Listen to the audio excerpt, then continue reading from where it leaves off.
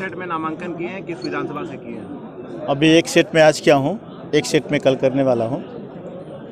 मड़ियाहूँ विधानसभा 370 मड़ियाहूँ विधानसभा से नामांकन किया हूँ। किस पार्टी से आपने? वीआईपी पार्टी से किया हूँ, विकासशील इंसान पार्टी से किया हूँ।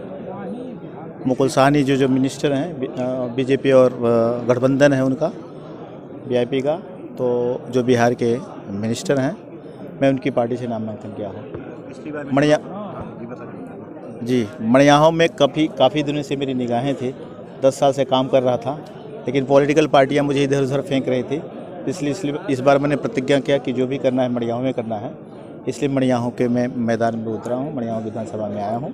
मड़ियाहूँ का विकास करना चाहता हूँ कि जो इस सबसे खराब मैंने देखा है, पूरे उत्तर प्रदेश का भ्रमण किया है, पूरे महाराष्ट्र का भ्रमण किया है, पूरे देश का भ्रमण किया है।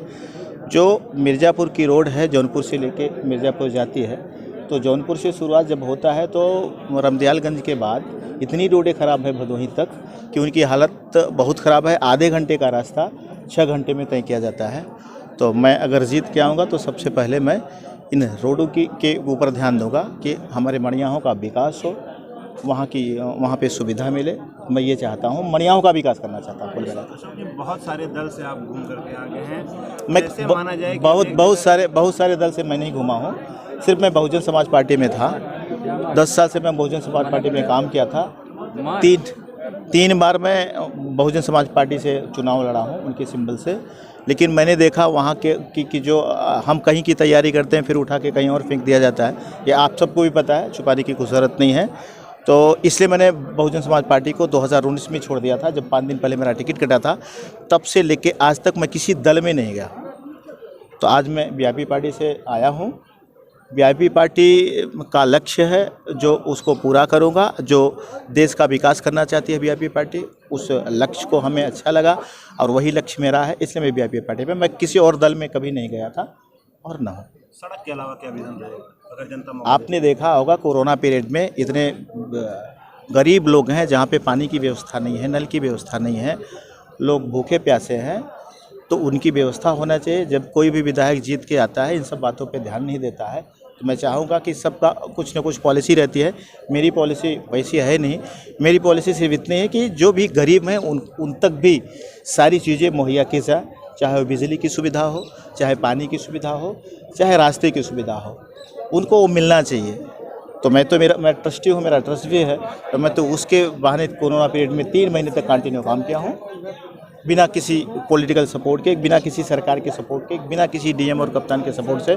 मैंने खुद अपने बेस पे उन लोगों तक राशन पहुंचाया है। जो सुविधा देनी है मैंने किया है। मैं चाहता हूं कि मैं जीत के आऊं, विधानसभा में जाके, विधान भवन में जाके उनकी बात को रखूं।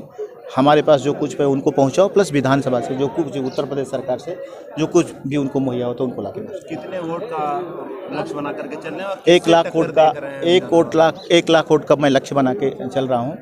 10-12 हज़ार वोट से जीतना चाहता हूँ, ये मेरा लक्ष्य है। अभी आज शुरुआत है। किसी टक्कर देख रहे हैं?